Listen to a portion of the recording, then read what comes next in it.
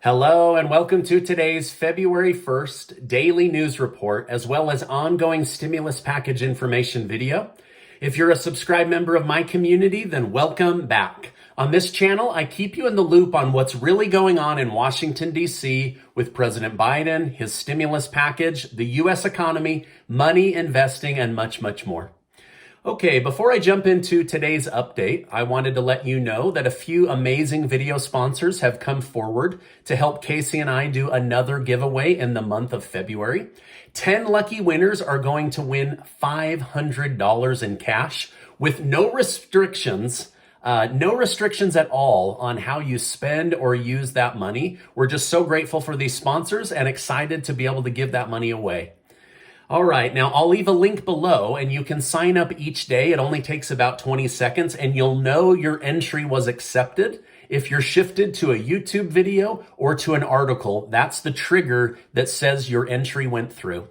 And I just want to say thank you guys so much for giving these videos a like. I just love that you guys give these videos a thumbs up. It's hours and hours of research to bring you the most up-to-date information. Okay, let's jump in. Senator Elizabeth Warren says she couldn't be happier with President Biden's plan to name the first Black woman Supreme Court justice. But she said Biden needs to go further than that.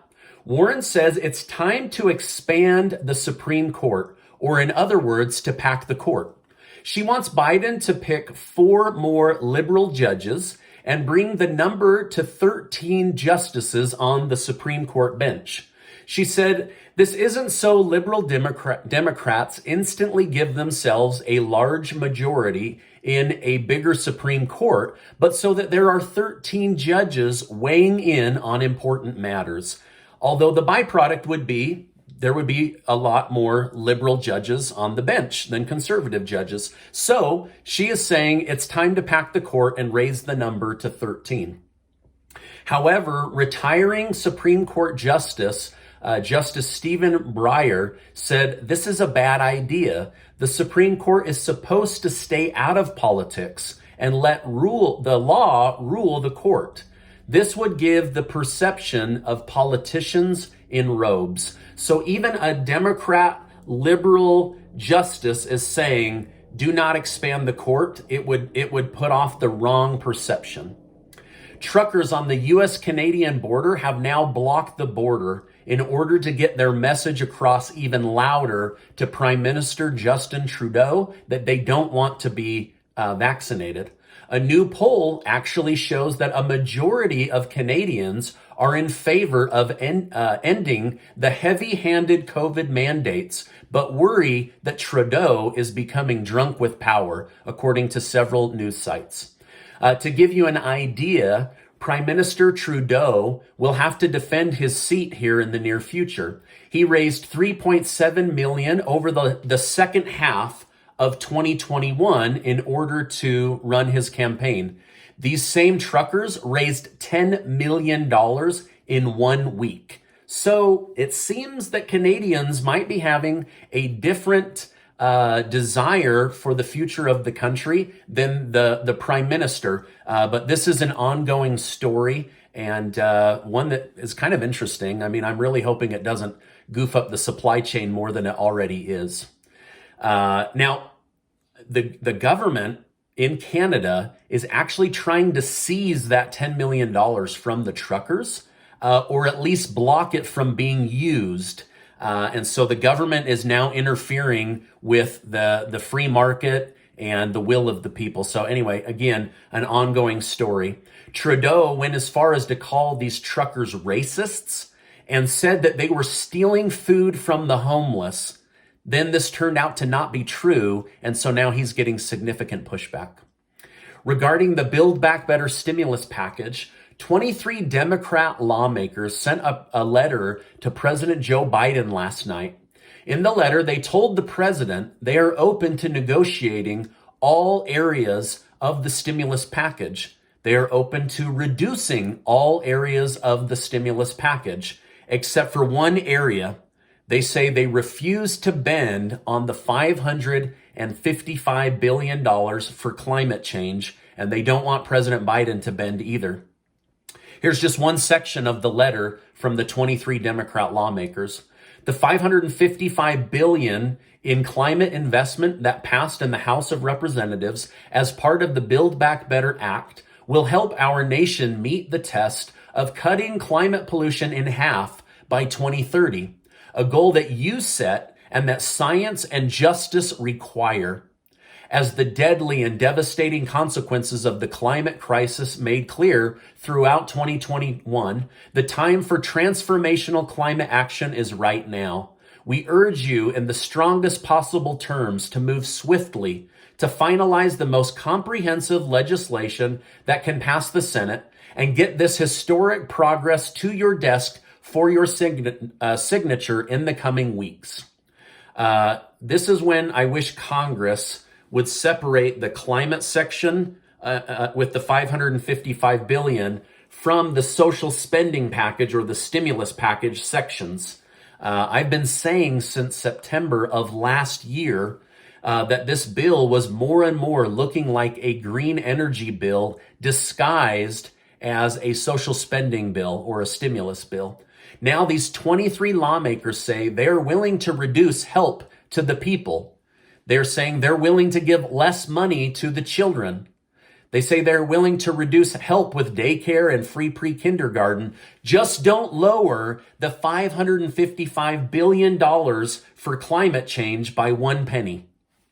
Now, this isn't me being mean to Democrat lawmakers. You can look this all up for yourself. This is just me pointing out exactly what they're doing and saying in simpler language. And Senate Majority Leader Chuck Schumer is taking no responsibility for the failure to pass Biden's Build Back Better stimulus bill, but continues to heap all of the blame on Senator Joe Manchin. However, Manchin said Schumer has made no effort to contact him to restart discussions. So now Manchin's calling Schumer to the carpet saying, listen, you're blaming me? You haven't reached out once.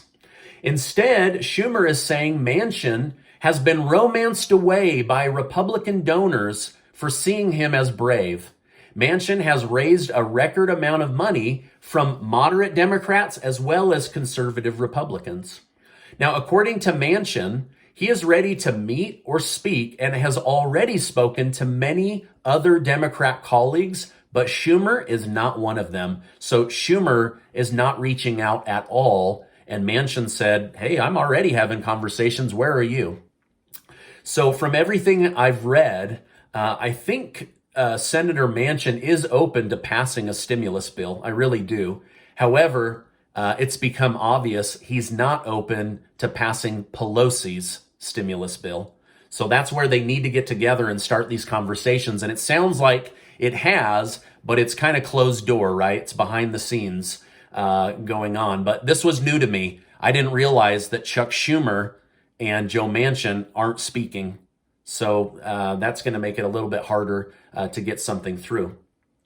Now, remember a week ago, I told you Biden has been kept hidden as president and given more progressive speeches than anyone expected.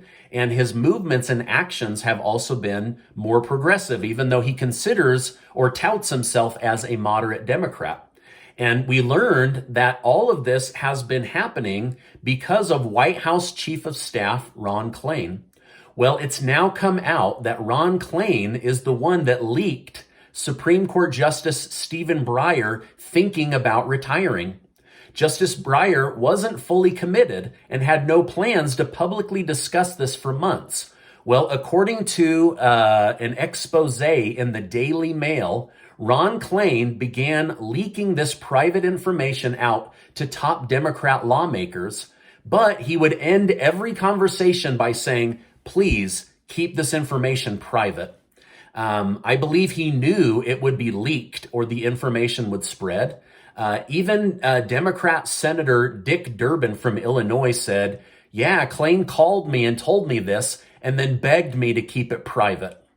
This means most of Congress and even the country heard this information about the Supreme Court before the President of the United States. So the very person with the authority to replace a judge was one of the last people to receive this information because of Ron Klain. A new study shows that speech therapy referrals from doctors is up 364% since the pandemic. Young kids aren't learning to speak or form words or properly enunciate because of the mask mandates. Doctors are now saying this could be a huge issue as children's brains need to learn to speak and form words at a young age in order to thrive or even survive basic schooling. So these kids, they're not seeing adults, how they move their mouth, their lips, their tongue, how they say things. They're missing all of that because their eyeballs aren't seeing their mom and dad's lips or their teacher's lips. So anyway, kind of concerning. A new report shows that there are 10.5 million jobs available in the United States and 5.9 million people still on unemployment. The government and economists are now becoming increasingly more worried about why people aren't going back to work. Is it the pay isn't as good? Is it the unemployment is too generous? Is it the vaccine mandates? You know, they're trying to figure out why so many people aren't going back to work and why there are millions and millions of jobs open. I don't know the answer. I'm just letting you know what's in the news. Former President Donald Trump issued a statement directed at President Biden. It essentially said the courts ruled you can't mandate vaccines on federal workers. You should rehire everyone you fired from the military and strengthen our military forces. Carla W. from the community asks, Stephen, I don't have a lot of money. What is the best investment to make right now? Thanks for your question, Carla. If I didn't have a lot of money right now and wanted to get into investing, my first investment with everything going on right now in the country and the economy would actually be my food storage. You need to build up enough food and cash reserves to weather any future storms. So the first thing I would do would be to actually make sure I'm food secure. That would be my first investment. Then once you have food and an emergency fund in place, I would look at any bad debt I have that's taking money away from me every single month. Now, there's a big difference between good debt and bad debt, so you need to know the difference.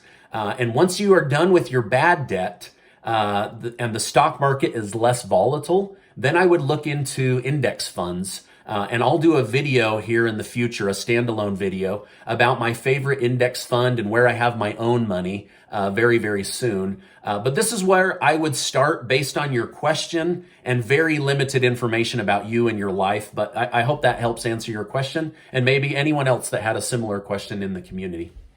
Now, this is my update for today. As I know more, I will definitely come on and share more with you. Before you go, take 20 seconds. Make sure to get your name entered for the February giveaway that Casey and I are giving. 10 people are going to win $500 in cash. I can't wait to give that money away, and you can spend it however you want. Now, before you go, I just want to remind you that you are amazing, just in case nobody tells you that today. Hey, I appreciate you being in my community, and I'll see you on the next video.